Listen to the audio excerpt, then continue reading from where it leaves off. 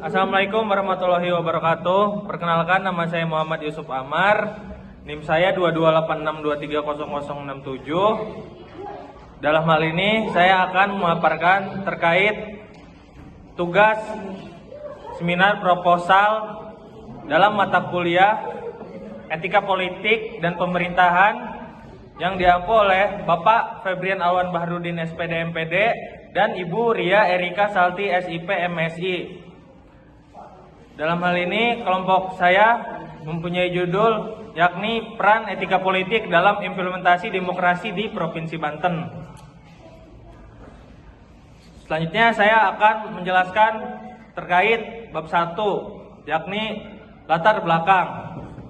Di latar belakang ini, demokrasi Indonesia khususnya di Provinsi Banten dibangun berdasarkan oleh nilai-nilai Pancasila yang menekankan keadilan serta tanggung jawab moral dalam bernegara.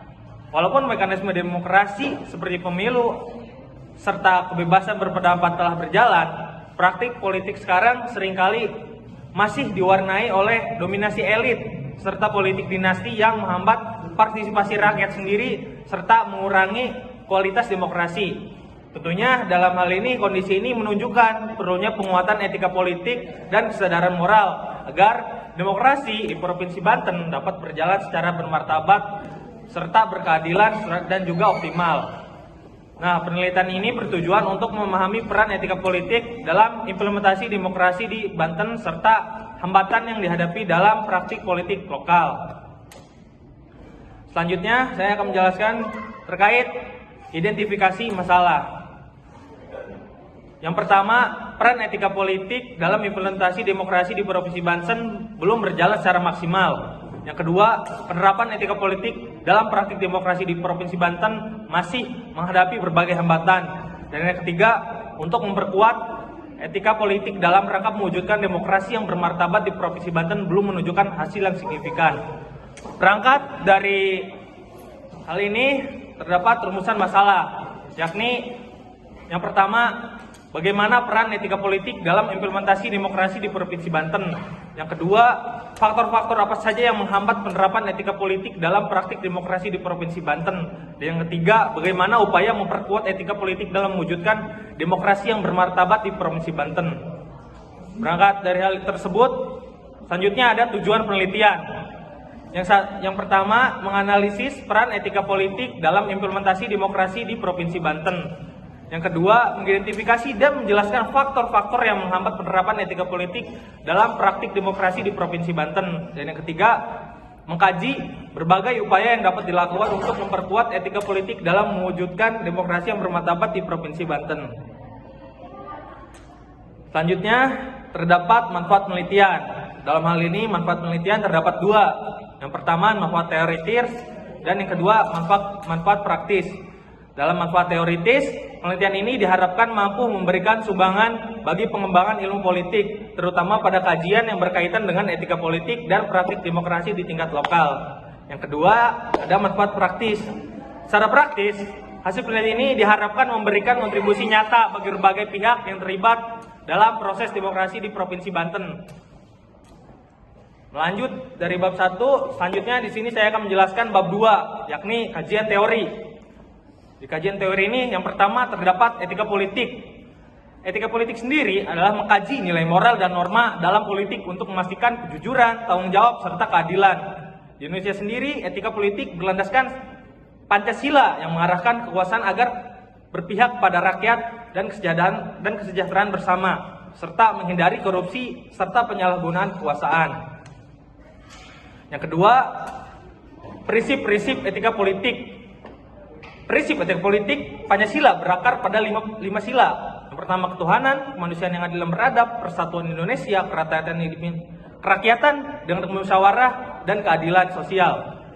Prinsip ini menuntut politik yang jujur, bertanggung jawab, demokratis, dan adil dalam mewujudkan kesejahteraan rakyat. Ketiga, ada demokrasi. Demokrasi adalah sistem pemerintahan di mana rakyat memiliki kekuasaan tertinggi melalui pemilihan umum atau pemilu dan partisipasi aktif, serta menjamin transparansi dan perlindungan hak warga negara. Yang keempat, yakni demokrasi Pancasila. Demokrasi Pancasila menegaskan kedaulatan rakyat dilembagakan lembaga musyawarah untuk mufakat dengan Pancasila sebagai sebagai landasan moral. Yang kelima, yakni fenomena demokrasi lokal di Provinsi Banten. Demokrasi lokal di Provinsi Banten didominasi dinasti politik atau keluarga tertentu yang menghambat kompetisi sehat dan privasi masyarakat, serta melanggar patronase dan korupsi, sehingga perlu adanya regulasi serta pendidikan politik untuk perbaikan demokrasi.